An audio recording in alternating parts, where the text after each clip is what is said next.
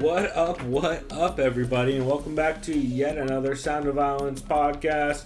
This is our recap show for Bellator 198. We'll also give our picks for this weekend's Invicta 29 card.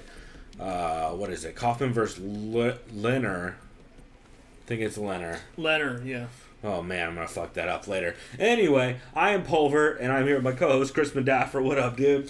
I am in studio. That's right, we're in studio for the recap show. You're not going to hear any annoying buzzing sound that you may or may not have heard. That's right, we're working on... if you're listening with earbuds, but I think then again, even without it's earbuds... worse with earbuds, definitely. Yeah. But without, if you have it cranked, you can definitely still hear hella fan every once in a while. So we are working on getting Chris a legit mic, and until then, we'll probably be doing these from here. But... we wanted to quickly go over Bellator 198, which I just rewatched. You just watched for the first time. The main card. I'm not going to get into the prelims. Ain't nobody got time for that.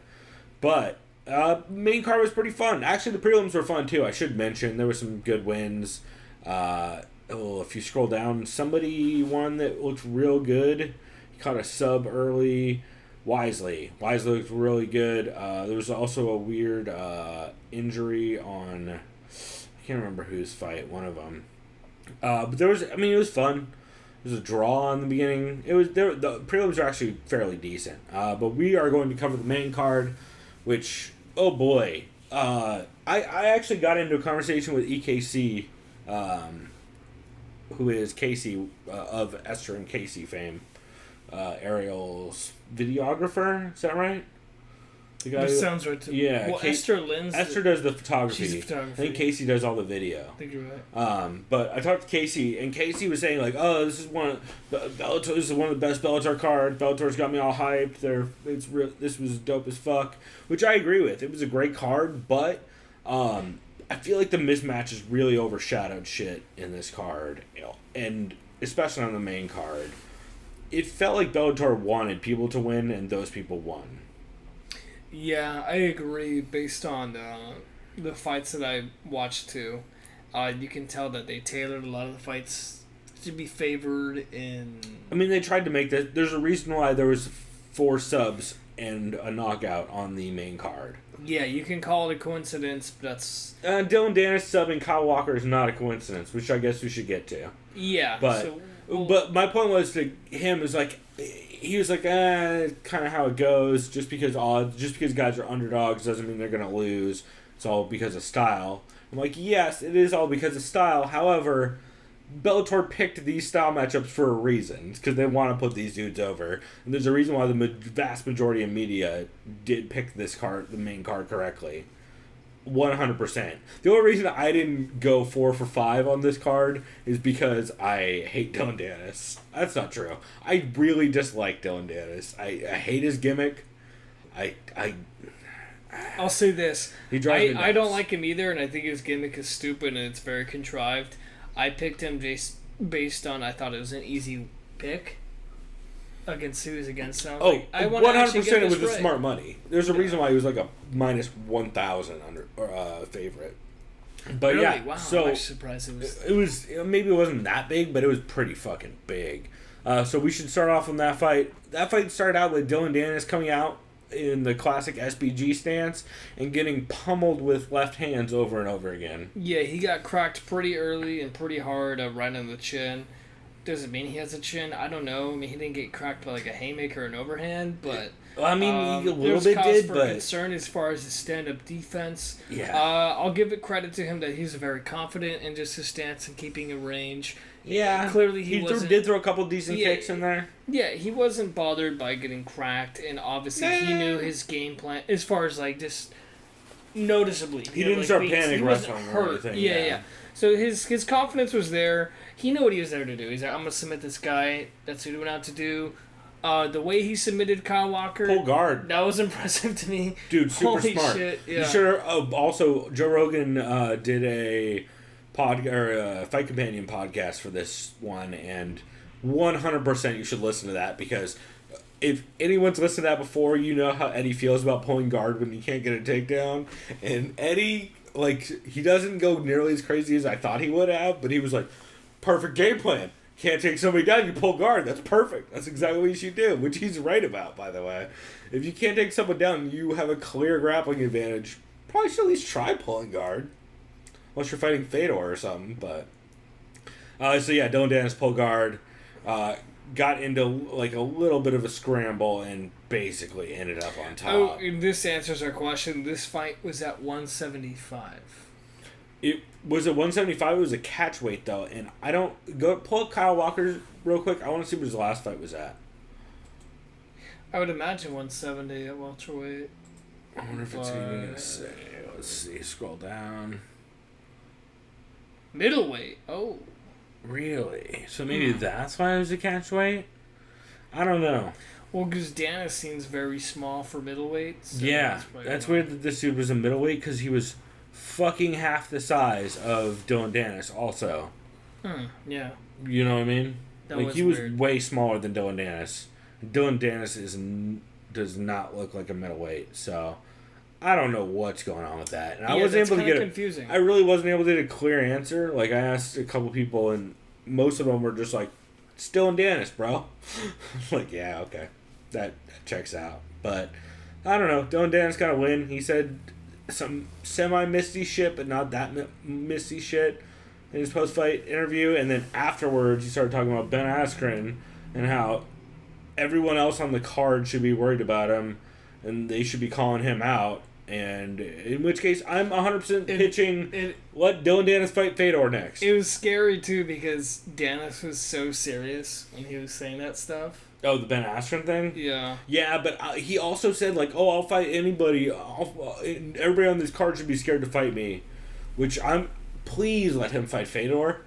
That would be the greatest fight of all time. Hey, maybe Dylan Dennis wins and he's a legend. I'm going to say no. But I'd for sure watch that fight. Would you watch that fight? 100%. I would love to see I think a lot of people would watch that fight. If Bellator's into troll matchmaking, they might as well go full heel on it and just book him against Dylan Dennis in Japan. Just fuck it.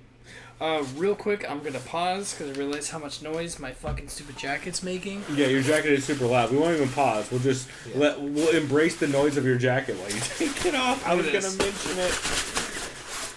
We should also mention that I've heard rumors of Jake Smith, who's a friend of we'll call him a friend of the show. I've been talking to him on Twitter. He wants to do a show that we've been talking about working on. So,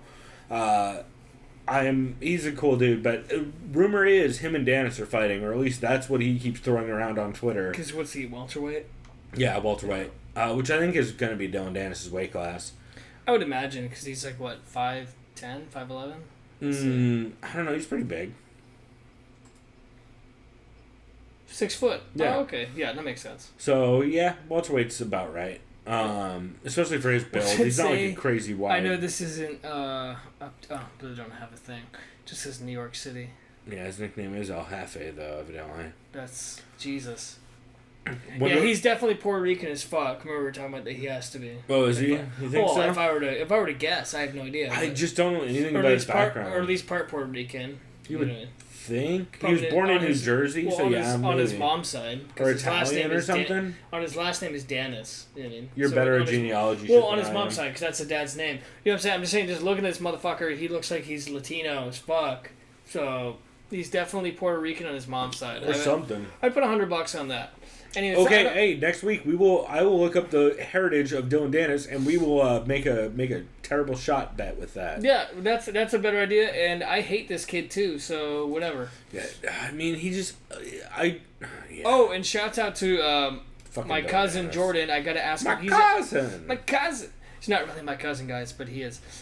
He's in town this week, so if I meet up with him, if he's not too busy, for our schedules are okay with that, I will ask him how was it training with douchebag Dennis, because Dennis used to train at Marcelo Garcia's in New York City. Right. My cousin Jordan still trains at Marcelo Garcia. He's a purple belt. Yeah, purple belt, right? So I'm gonna ask him how was your boy Dennis, because I do remember.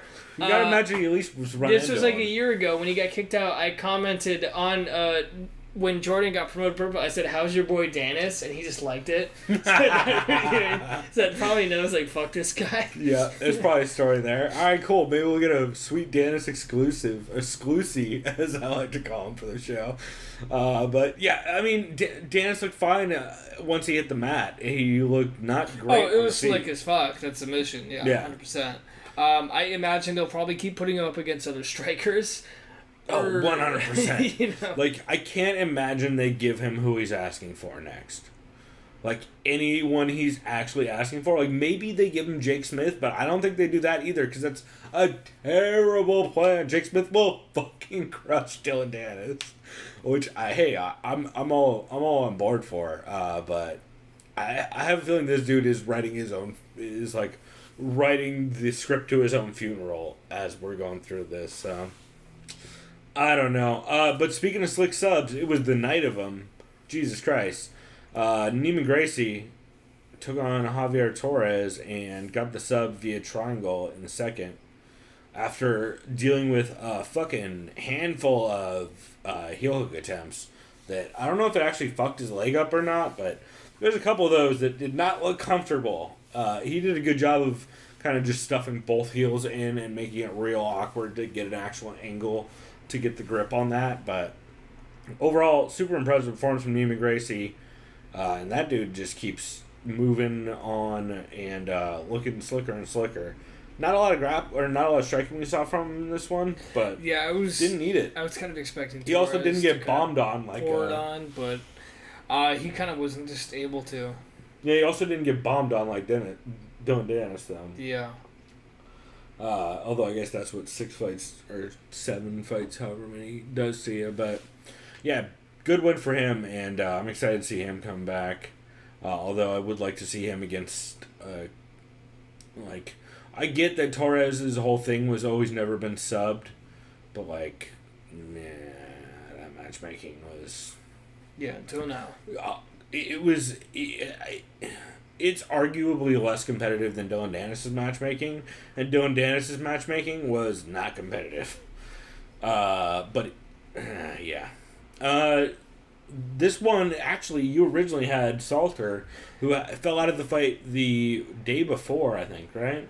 Yeah, to be fair, if I remember, Salter was a striker, so I probably still would have been wrong. Could have gone either way. Who knows, right? And Salter is pretty well rounded, but Gerald Harris came into this super short notice.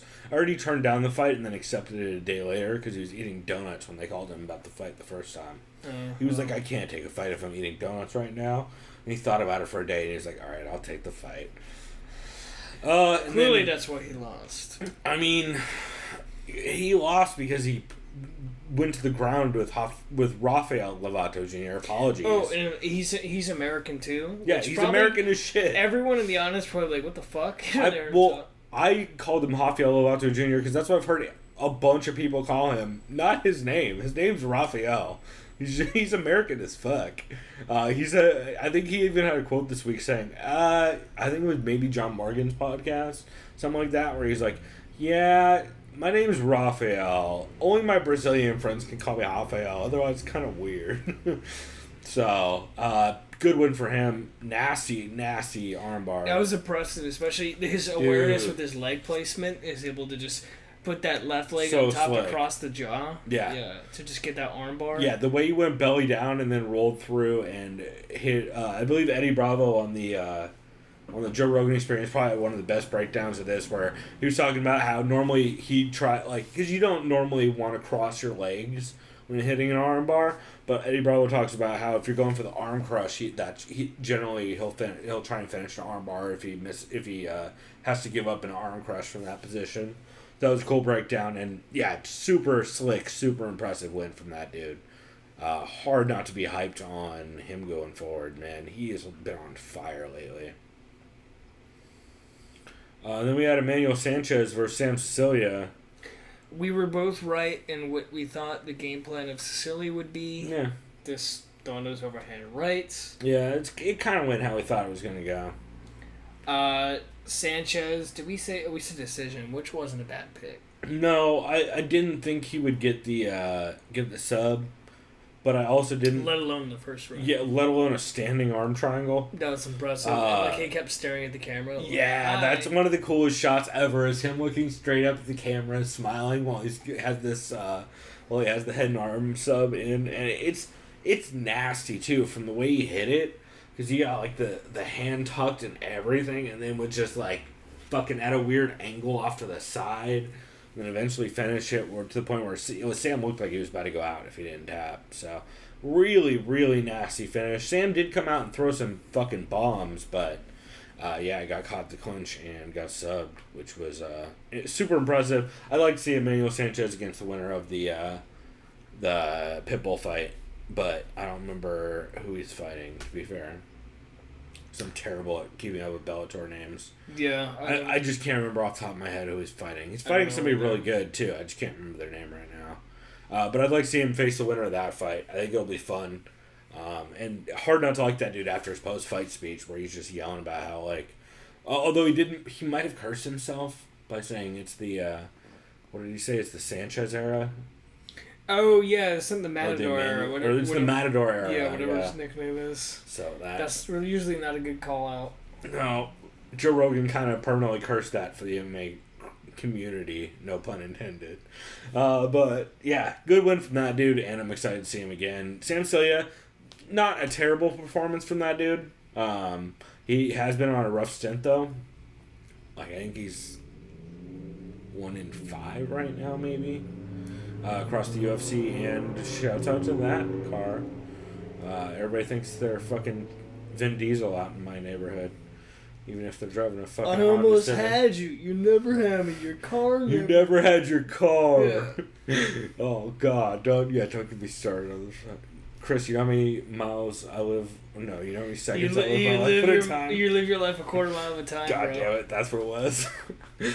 I mixed up Gone in 60 Seconds and Fast and the Furious halfway through that. The difference is that Gone in 60 Seconds is actually a watchable movie.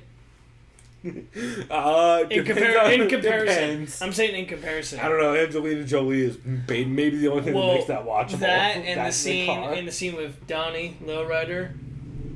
All right, let's ride. That whole scene. Just that whole scene alone. Or maybe the coke on the floor when they rev the engine. Oh, yeah. Woo! Yeah, give us some torque, baby. Like the fucking Cadillac or the Buick. That's a terrible movie. That's a terrible movie. And then the fucking villain is obsessed with wood and like crafting like tables. It's awful. Oh, you like your wood, huh? No! Don't fucking do that! Like, what's going on? So bad. Speaking of bad movies, I did watch Vampire's Kiss recently, which is the all-time best Nick Cage movie. Oh, I'm a vampire. I'm a vampire. With his fucking fake plastic teeth and him sleeping under an upside, like a turned over couch. It's the goddamn best. He rapes a lady in that movie. Oh my God. It's so fucked up. Speaking of good movies, or at least very entertaining movies, if you've seen the previous MCU films, Avengers Infinity War, go see it. Please. It's one of the most coolest blockbusters. It's like... Yeah, dude, you really liked it, right? It's 2 hours. I'm telling you, if you've seen like most of the important... It's so fucking tight. That's all I gotta say. Yeah, I'm gonna have to check that out, and then also Super Troopers is good too. Yeah, I heard that. But we're not a film podcast, so why don't we get to our main event, which was basically a Rocky IV montage. If you watch any of the promos for this, and the music, Fedor versus that's a good point. Fedor's walkout music was straight Rocky IV. Fedor versus Frank Mir. Holy shit! What a 60 seconds of fighting. Yeah, speaking of Gone in 60 seconds, that's what happened. Or I guess 50.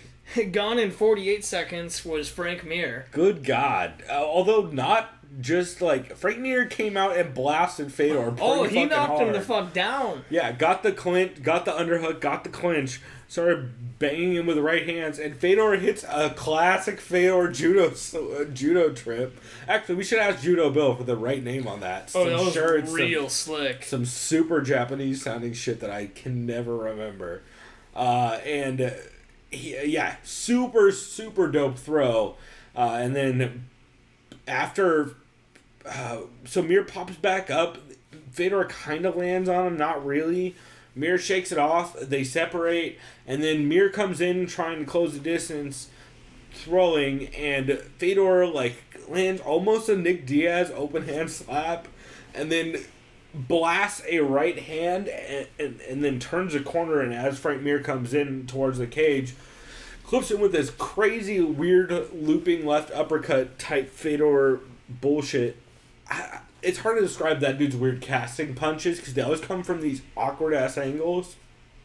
But it's just like half left hook, half left uppercut while stepping off to the side and just completely clobbers Frank Mir, puts him down, and then classic Fedor under the arm uppercuts while he's in turtle to finish it out.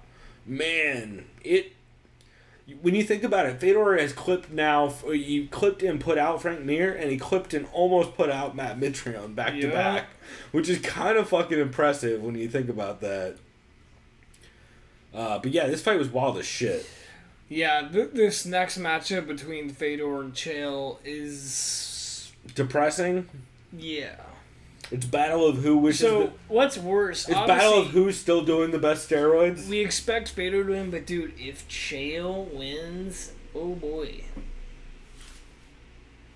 Like he just might be he might be the American gangster, the baddest man alive. If Chael wins, we're never gonna hear the end of it. Yeah. I beat Fedor, okay? Do you have to... Joel, do you understand what that means in MMA? You know what I mean? Yeah, right. Joel will be the one like, hey, bro, you're the baddest man, bro. Yeah, beat brother, Fedor, I gotta brother. hand it to you. You're the baddest man alive. Who else has gone in there and beat Fedor, brother? Yeah, and he'll just be like this. Just give me... Dan Henderson? I seen you beat Dan Henderson in the training room, brother. You know what, Stipe? Just give me the Stipe, winner of Stipe DC. Just bullshit like that. Like he'll just be feeding into it. Yeah. He's the best. But yeah, Fedor versus Chael is fucked up, man. And by the way, get ready for the most one-sided promotion you've ever heard for a fight ever. All I gotta say is Chael pack like 5 or 6 lunches. Start bulking up with more roids and anything else you can imagine. Pack 9 vodkas, motherfucker. What's the most you think he's gonna weigh? Probably 240 tops. No. But how tall is he though? Could he? Fedor's not that big anyway. What did Fedor weigh for this? He cuts to 240 if he even cuts. Click on Fedor. He weighed in at 240, but was it 240? I don't know if he cuts. No, I don't think he does at all. There's no way he cuts weight at all. And Chael came in his last fight like what, 220? Yeah, 240 pounds. So he didn't even cut. There's no way. He just didn't even cut weight. Yeah, and I don't think Chael they're not that. No, Chael was 222, I think, when he fought Rampage. Yeah, that's so I'm saying if Chael wants to even gain weight, because I think Chael's about 6 foot. Like he's not short, but not or 6'1". Yeah, I think he's tall-ish. I guarantee it says 6 foot or 6'1", regardless of how tall he is. You know Chael would either way, the max weight Chael could probably comfortably make is 230, if even that.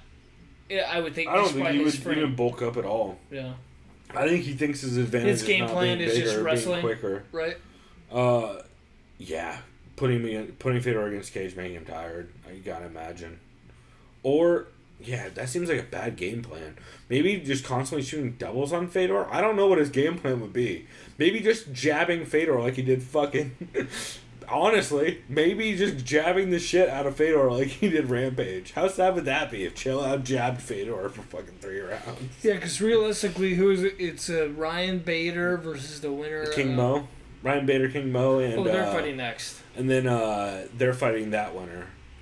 They're fighting Matt Mitrione. Yeah. Oh, right. They're fighting Matt. Yeah.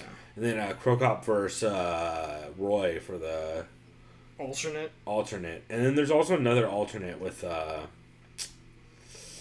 Javi... Shit, I can't remember Javi's last name. Javi and somebody are fighting... Javi Chekongo, I think, are fighting for the other alternate spot. That makes sense. Like the backup alternate, which I have a feeling they're going to need backup alternates for this card. Because fucking... I have to imagine this Grand Prix is cursed. I think we said from the beginning, 100%, I had a 80 to 90% chance an alternate was going to win this. And I'm really starting to think it's going to be roided up Krokop. I'm really starting to feel that. So, I don't know. Yeah. It was a fun card. It felt kind of lopsided. And, the only thing I was really surprised about was the main event. Yeah. So, I don't know. It was fun, though. It was entertaining, for sure. Yeah. All right. Well, why don't we go ahead and transition to our picks for this Invicta 29 card, Kaufman versus Leonard. And I think this is going to be a fucking fun one, man. So, I know you haven't seen a lot of these girls. I'll let you go and pull up their information on Tapology, and I will... I have done a little bit of research, so background information. So first up, we have Helen Peralta going up against Cheyenne Vlisamas. Wait. Oh, I think it's Vlisamas. Well, first things first, Helen Peralta just says fighting out of Iowa. This is a strawweight division. She's 5'1", so she's like the same size as like Tisha Torres. Wow, she's on an impressive win streak. Definitely. Mostly amateur. Oh yeah, huh? When was her pro? Oh, her pro debut. She won. Yeah, against Jade. She looked pretty decent. Overall, like she has the especially strawweight MMA curse of constantly going for head and arm throws. She went for maybe 5 or 6 in her last fight in her pro debut, but she does have kind of like a wild scrambly ground game and constant pressure. She's just gonna stay in your face and she's not always gonna get the best position out of a scramble, but she's just gonna scramble for scramble's sake, and so it wears people down, and it's more of a mental game than an actual winning positions kind of game. She is really good though at countering off the leg kick. And then I think she won her last fight by countering off a leg kick, right? If you scroll down, was that a knockout? It says TKO. Yeah, TKO. I believe if I remember right. Oh, your favorite ref, Mike England. Yeah, well, you got to figure Invicta. Mike England's probably involved in fucking things up. But yeah, the girl threw a leg kick and she countered with a big old hook and folded her down and finished it. Pretty impressive performance, especially for a debut, coming off stuff like Tough Enough. Speaking of Cheyenne Vlisamas, she is quite the looker for a fighter. She is in this picture. But other in picture, real life, it's probably no. She's still good looking for sure. But that's a good looking picture they got on Tapology. We'll put it that way. I'll take it. Yeah, I'll take it. I know exactly what you're talking about, and I'll take your word for it. This chick, she fights out of Vegas at Extreme Couture, at least according to Tapology. Interesting. Her record is 1-0, so the same as her opponent. Yep. Peralta. Her professional debut, she had a TKO victory as well against Carla Hernandez at LFA 35. Yeah, the Newell card. So I feel like this fight's pretty 50-50. Yeah, the one thing about Cheyenne... Oh, shit, I just totally mixed up these two people. So, all that shit I just said about Peralta, I meant about Cheyenne. Oh. So, Peralta mostly throws naked leg and body kicks and giant winging right hands. Okay. But Cheyenne is just basically will grab head and arm throws over and over again. And, like, while she is super scrambly, she will also just scramble for scramble's sake. Which makes it a weird fight. The one thing is... I do know that Peralta on the last one, she did land that off the... I think it was Peralta, right? That landed that kick, or the counter off the kick. I'm pretty positive. Now I'm worried I'm mixing everything up. But I believe that's the case. I'm pretty torn up on this one. It kind of just depends on how much these two have grown since their debuts. When was the last... So, Peralta's debut was 27, Invicta 27 in January. When was Cheyenne's? Oh, in March. That was recent. She looked real good in that. Yeah, I'm gonna go Cheyenne. I'm going with her too, based on her camp. She's fighting. Her camp, and also she just seemed more well-rounded.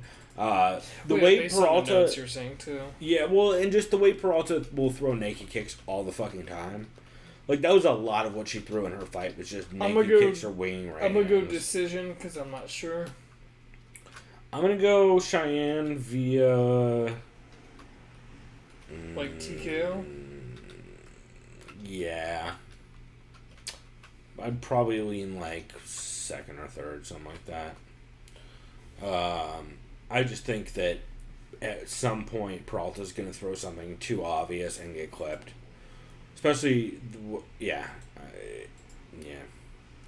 Not again. These are Invicta cards, and these fighters I've literally seen one fight of. So, probably don't bet your house on any of these. But I don't know. Maybe get wild and bet your house on one of these. Just don't listen to my advice when you do it.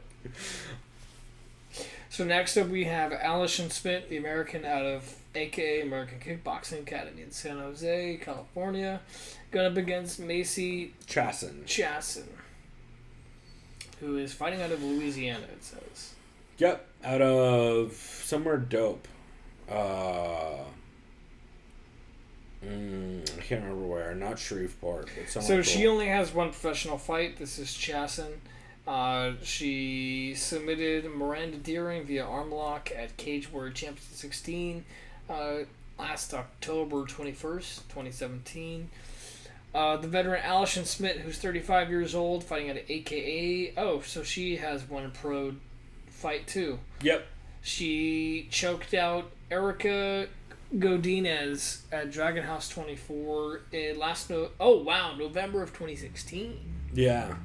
Okay. So from the one fight of each of these girls each of these women that I've seen, Schmidt is a bit of a panic wrestler, like Ronda style panic wrestler.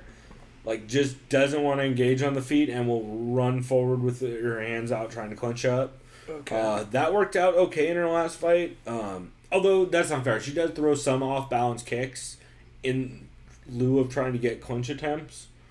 Her ground game is really solid and her scrambling is solid, but her entries and her striking are like real... Pretty questionable. She goes a little bit with... Unfortunately, a certain... I'm trying to think about how to describe... Fucking what Brendan Schaub would call a zombie mom. He's a little bit of that. Where you're just walking forward with your arms out trying to clinch somebody up. Cindy Dandois. Just kidding. It was Tanya. I know. Just kidding. But yeah, Cindy Dandois. And then for Macy, there's not a ton of footage on Macy. From the couple... fights I was able to find, she mostly likes to counterpunch with long straights, like long sharp straights. But she's also gotten out grappled pretty clearly against a decent grappler, and she has gotten blasted in one of her previous fights and put out. She also has TKO wins, but there's one in particular where she got clipped and the ref was so fucking far away from her. She got hit with 6 more punches on the ground unconscious. It was pretty bad. Some of these fights, oh man, these organizations. We go over to Macy's page real quick. I want to say it was HG Fights. Scroll down. No, it wasn't.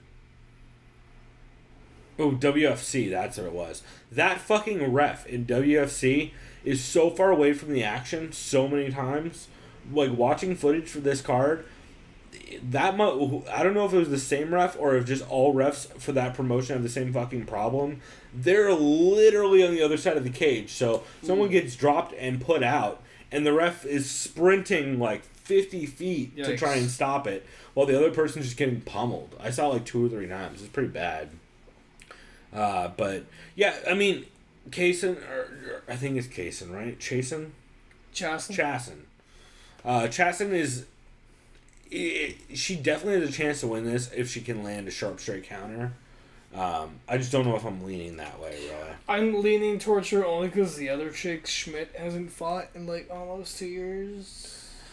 I think that's probably smart. It's not good logic, but it's because they both only had one pro fight. Yeah, and that's what makes this tough. What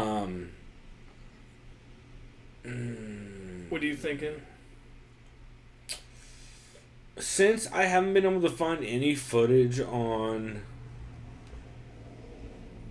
Chasson since the WFC 52 card back in 2016, which is the same amount of time since Schmidt's fight, and since Schmidt, while she is not great in the striking, she also is.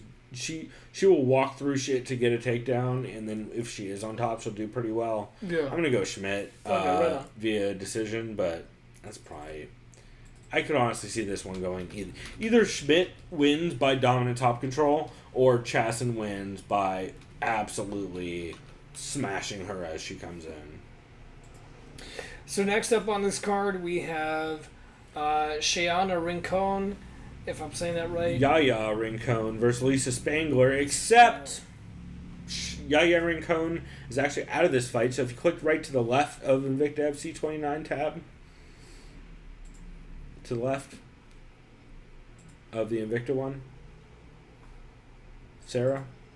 Nope, that one. This one? Yeah, no. that one. Sarah. The one you almost clicked on. That one. So Sarah... Oh, I see now. My bad. Yeah. So Yaya Rincon was supposed to be in this fight. Instead, Sarah Klechka is stepping in. She's out of ATT. She is coming off of, if you scroll down... A very impressive win streak at amateur level. Yeah, and then she's also has a win over ALO, Amber Lenore, who has fought at 2 Invicta cards. She fought... I like how she beat someone with the last name of Grasshopper. Oh, that's pretty cool. That's neat. Twice. Catherine Grasshopper. She beat her twice. Yeah. All right, I'm into that. But yeah, so she has that win over Amber. Oh, and she was supposed to fight her 3 times. Oh, Jesus. She has a scrappy win over Amber Lenore. And then she's fighting Spangler.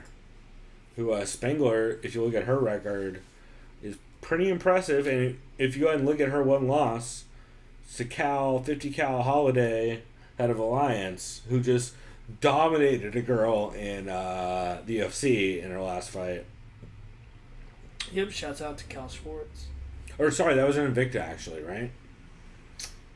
This is Rumble at the Rose. No, but if you click on Cal Schwartz's, I'm pretty sure the last one was in Invicta 28.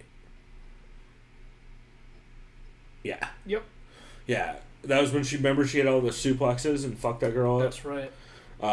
Holiday Airlines as Angela Hill scholar. So pretty impressive run if your only decision loss is to 50 cal Holiday as an amateur. Pretty impressive. And then Lisa Spangler's, like we said, is taking on Klechka. If you look at Klechka, she has a decent clinch and striking game. She does throw a lot of push kicks. She's kind of green on the ground, and she had that win over Amber Lenore in Invicta last time out. It was a really close fight, a really fucking close fight. It was a split decision for a reason. She definitely won, I believe, the 3rd round, but those first 2 were pretty fucking close and up in the air. So, man, I think this is a good style matchup. It's gonna be interesting to see what both girls bring. Yeah, I noticed the trend on this card is a lot of these women have just mostly Ami fights. Yeah. Well, and the thing with Spangler, too, that's the problem is there's 0 tape on her that I could find. I couldn't find any footage of her fighting. All I could find was footage of her losing, her getting her hand not raised against 50 cal. Which also makes it kind of tough. That's why I'm having trouble on actually deciding this one. Yeah, I think for me, I'm going to go with Spangler. No reason given. That's about it. Be a decision. Fair enough. I'm going to go with Klechka.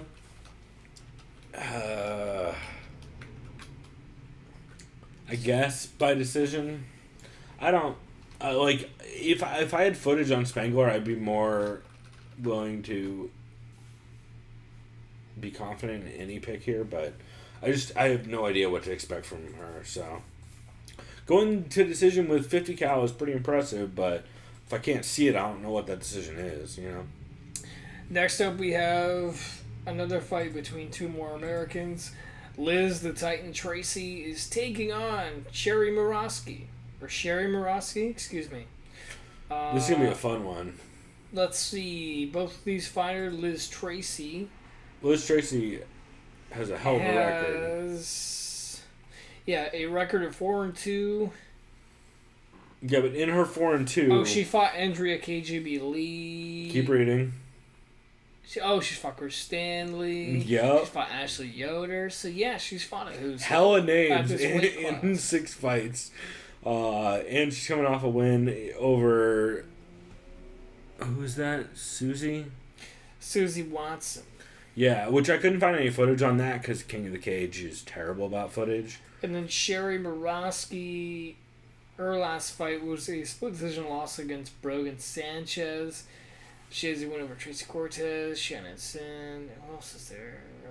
She had a win over Shannon Sin? Yeah, submission. Oh, shit. That's a decent win. I didn't know that. Yeah, so from what I saw in the looking at the footage, Liz is a 10th planet high-level wrestler. Like, she's a 10th planet jiu-jitsu practitioner and also, I believe, Portland. And she's also she was a high-level wrestler growing up. Strong as fuck in the clinch and on top, but she's a little green on the feet. She basically has that standard wrestler overhand right to double leg. Yeah. Kind of set up mostly. Whereas Morosky is a black belt under Amal Easton. She trains Easton BJJ in Denver. And she has a decent clinch and a solid ground game. So this is actually a really fun matchup. Yeah, for this one, damn, these fighters are separated by age by 10 years. That's crazy. That is crazy. With Morosky being 39 and Tracy being 29. But they both have, like, the same record. I don't know. I think I'm going Tracy because of the fact that Morosky has most of her wins be a submission. You're telling me Tracy was okay on the ground, or at least her ground. I don't know. A lot of these I feel like are kind of 50-50, but a lot of these are all going to be the matchmaking in Invicta are all really, really. And honestly, I'm not going to be really mad about what I go with, whether or not I do well. Yeah. I mean, Invicta cards are always hard to pick, and these are all like really. I feel like this card is just a matter card, of just good luck. Well, it's good luck and like just notice it, like knowing it's. There's certain women who you see on these cards who you know like. Oh, she's gonna be fucking people up in like 2 fights. Yeah, just a matter of whether or not she's gonna get through this next one. You know. Exactly. Speaking of people fucking people up in this next fight. Who do you have, by the way, between Tracy? Oh, I've got Tracy definitely. I've got. I just don't think that decision. Do you think? Yeah. No. TKO. Yeah. Okay. I think she's probably going to get a ground and pound finish. Problem is, I just don't see Morosky being able to hang with her in the grappling exchanges, and I think once she gets taken down, she's going to... I think she's going to get so beaten up and worn down against the cage in the first round or so that the ground exchanges are going to come less and less. And then go ahead and continue what you were just alluding to now, this next fight. Go ahead and scroll down on it's either Julia or Julia's Avila's record. Go ahead and scroll down. Who do you see as her last 2 opponents? Well, she has a victory via submission arm lock over Candice. I can't read it. Marie Clay, something like that. Sure. But she also has a unanimous victory over current UFC flyweight champion Nico Montano. In which she beat the fuck out of Nico Montano. Last January of 2017.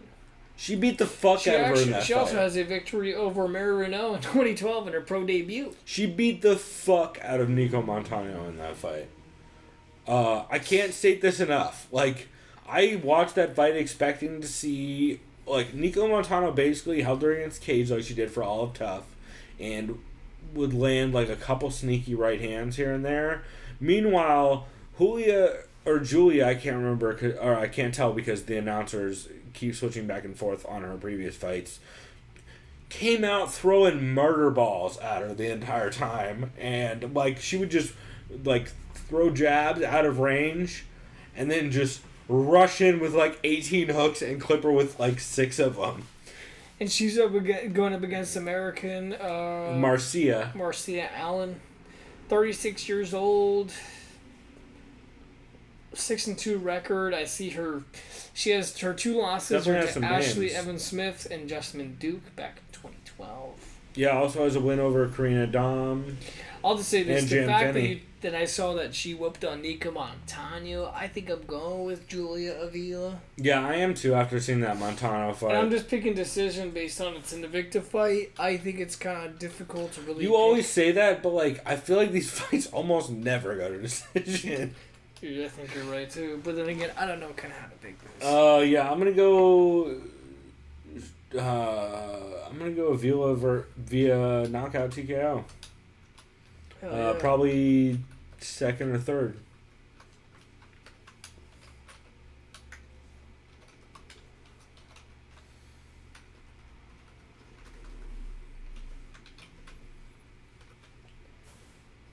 All right.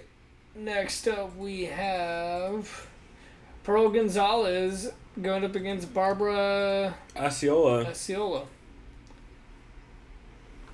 Pearl Gonzalez, as we saw her last in the UFC. Also, shouts out to the dude in the background who Angie Hill shouted out the last time she fought. Who always does goofy faces. I forget his name.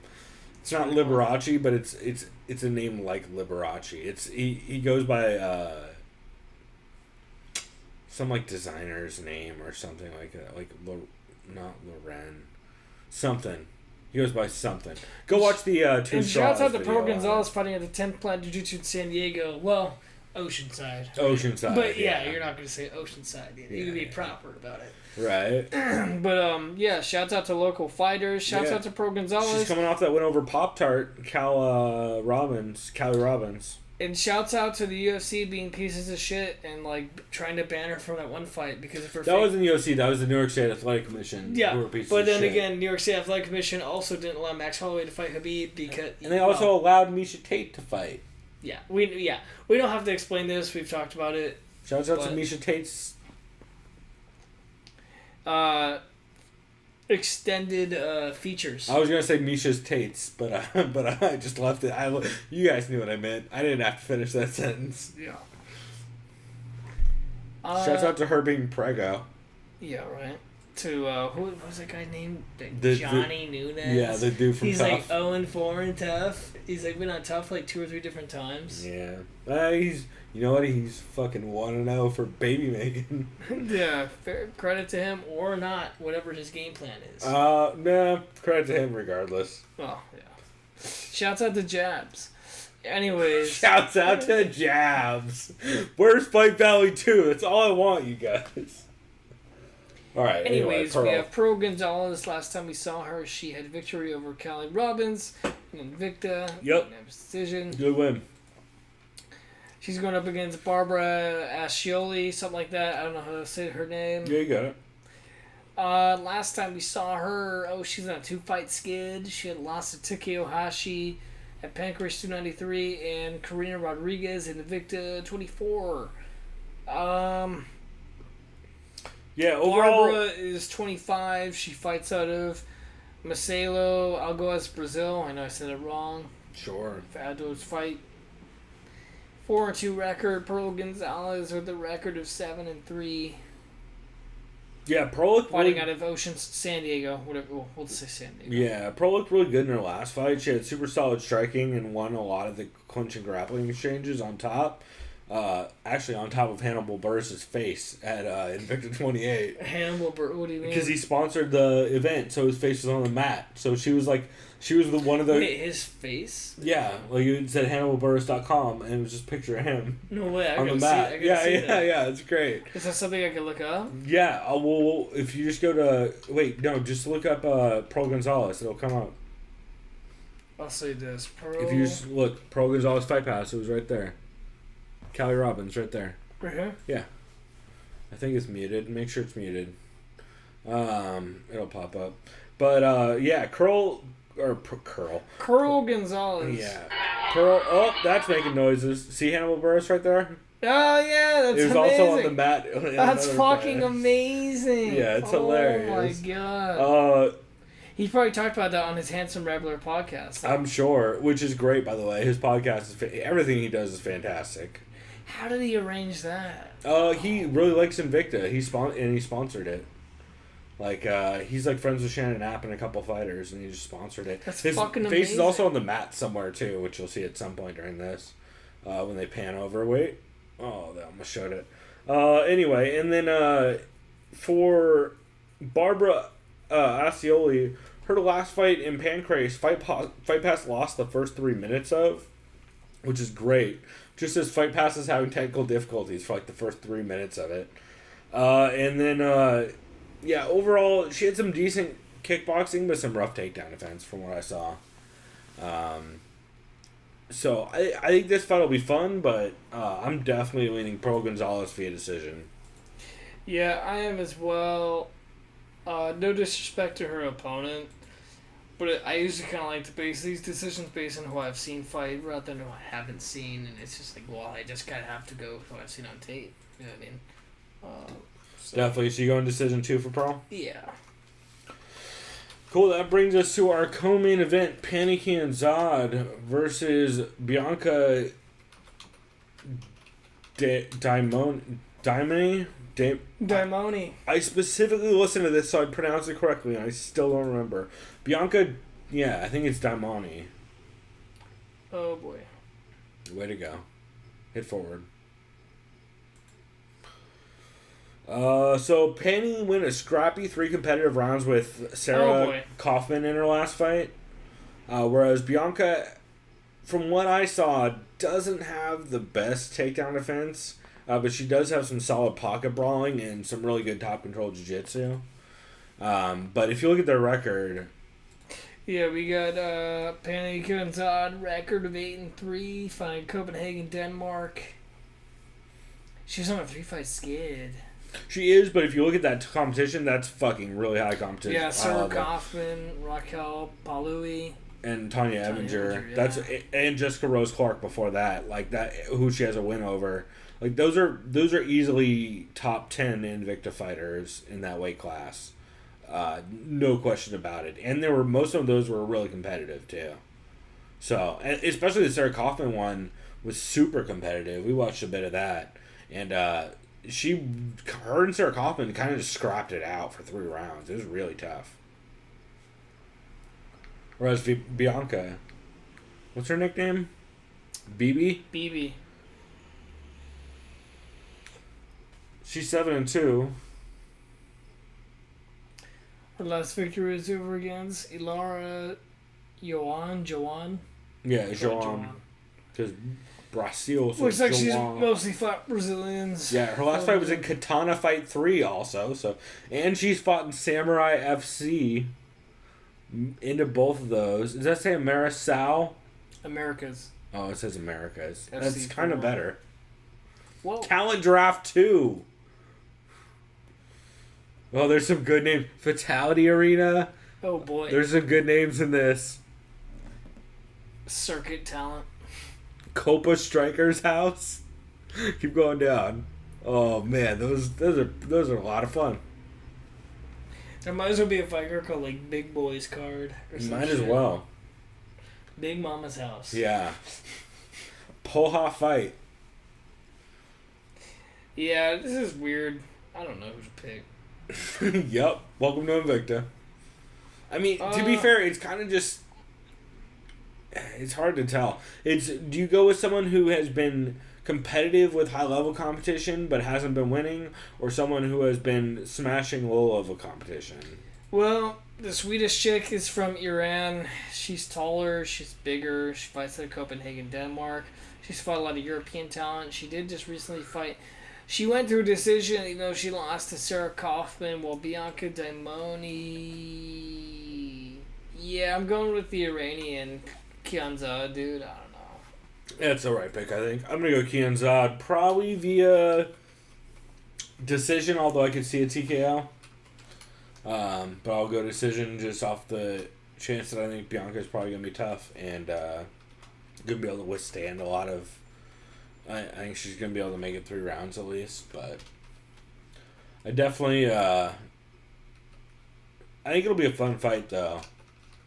Just based off the sound matchups alone.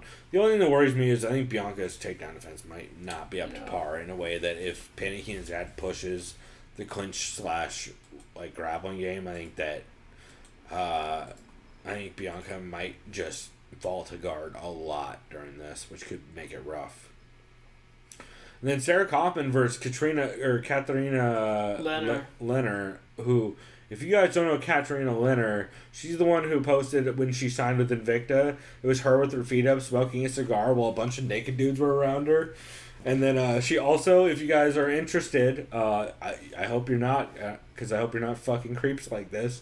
But if you go to her GoFundMe, you can buy Katrina Linner's Fight Warm Panties for this card for $3,000. So that's a thing. It sucks that that's a thing. But no, not really, because she's into it. She jokes. Well, she jokes about it. Yeah, I see what you mean. Yeah, I think she calls him illustrious or something along those so lines. So if hers would be 3,000, she also plays up the sadomasochism. How much would Ronda's be? Let's not. Do you like how I had to go there? Let's not, dude. Let's not. Derek Lewis will tell you. He definitely has them. I'll tweet Derek Lewis. Don't tweet Derek Lewis. Don't do that. I'm kidding. I don't want that tied. Because you already know he'd have like an amazing response too. No, he'd be like, you sick. Yeah, he's probably like, y'all motherfuckers need help. Yeah, something like that. So Sarah Kaufman, 19-4. Jesus Christ, when you put it that way.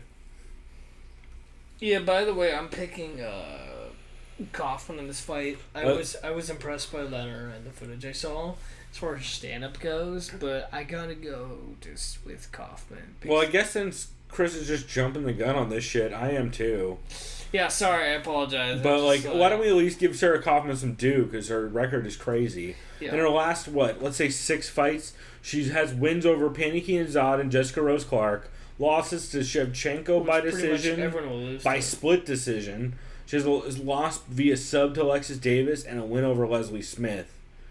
And then no contest to Jessica. Another win over Leslie Smith. Yeah. Lost to Ronda Rousey. Exactly. It's crazy. A win over Alexis Davis, win over Liz Carmouche, win over Megumi Yabashita, lost to Marlos Conan, win over my cousin. Yeah.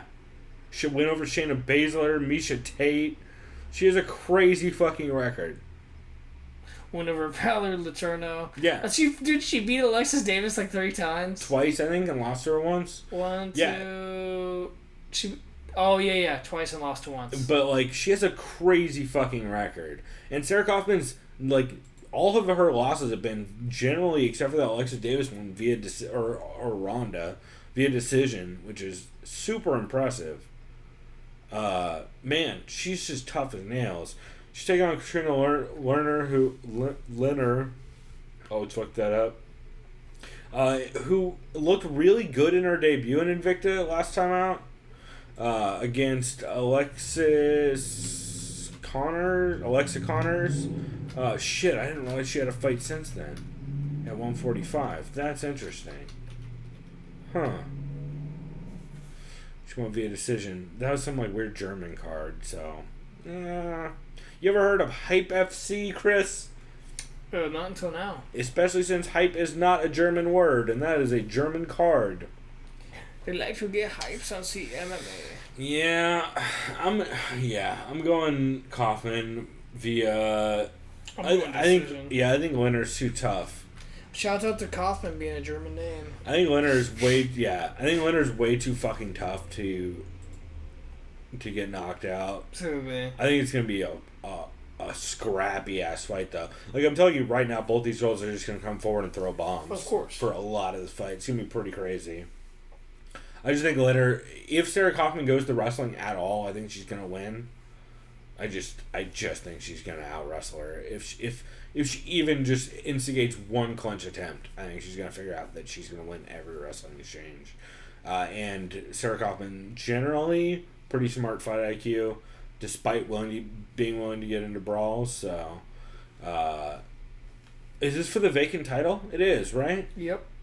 That'll be fun. Yeah. So that means it's 5-rounder. Yep. I think that probably favors Kaufman. I think so too. Also, it'll be interesting to see whether she has a more fight experience. We should also mention that it'll be interesting to see whether Linner makes weight.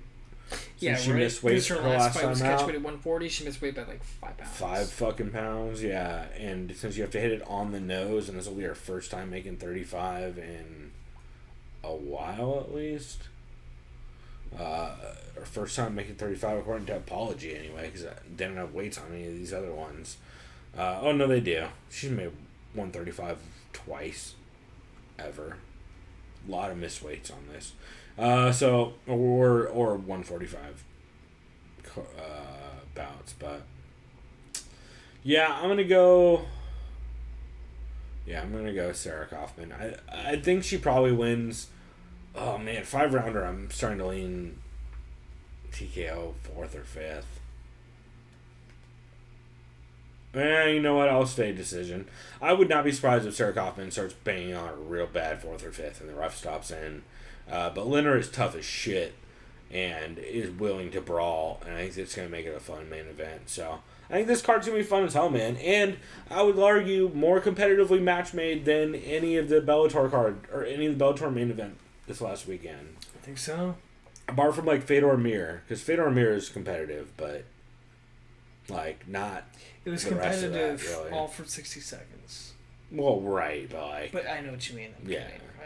I mean, to be fair, they both clipped each other bad in 60 seconds. So, but yeah, I'm leaning Sarah Kaufman. I'm excited to see this. Elias Theodorou will be back as the ring boy yet again on this card, so you have that to look forward to. Yeah, good for him. That's awesome. Definitely. So, I am pretty excited about it, man. Anything else you wanted to touch on for this one? Not really. Perfect. Well, we will go ahead and wrap this up.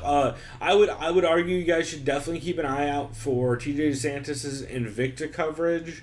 If you go to the Between Rounds Patreon, he will be doing interviews all week. I believe he leaves tomorrow on Tuesday to do all the interviews with all the fighters for the pre-fight coverage. He literally sits down with every one of the fighters on the card and talks to them about their history, how they feel about the fight, all that stuff. Raw audio. It's really interesting. And TJ, of course, will be calling the Invicta card as well this weekend. He also just released Collapsed MMA Part 2 and 3 for their episode on Pride. I want to say Shockwave 2005. I think that's what it was. No, Pride 25 Body Blow is what it was. Sorry.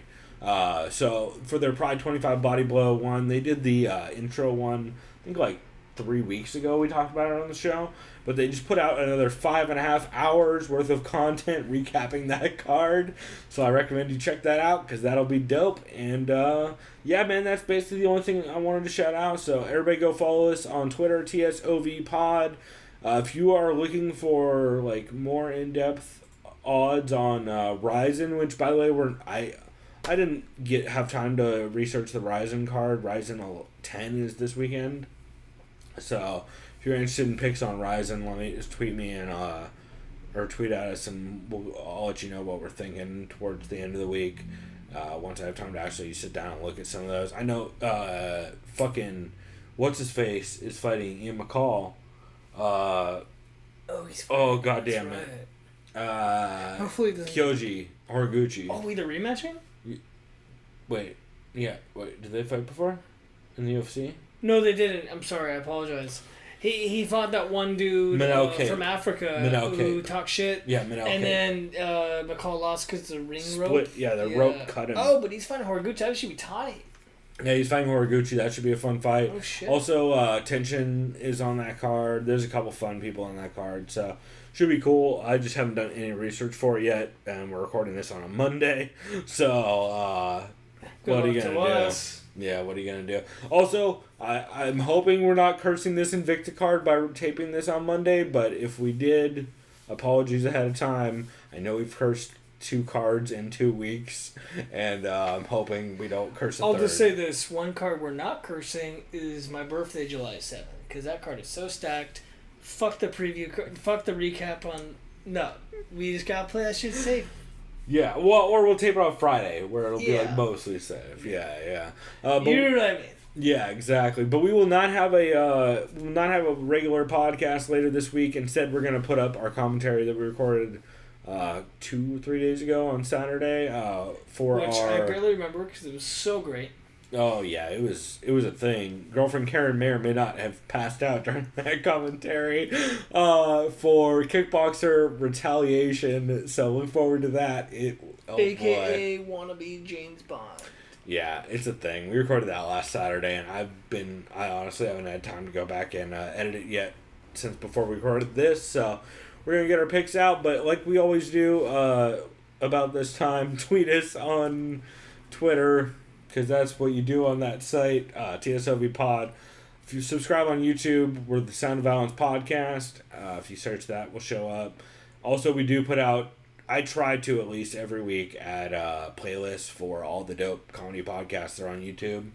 So keep an eye out for that. SOVpod.com, soundofviolence.com, email the show, sovpod@gmail.com, Chris thesoundofviolence.com. You already know all of it. All right. On that note, anything else? All right then, Sammy. Yeah, no, we Gucci. Perfect. Sammy, hit the drums. We out. Leave.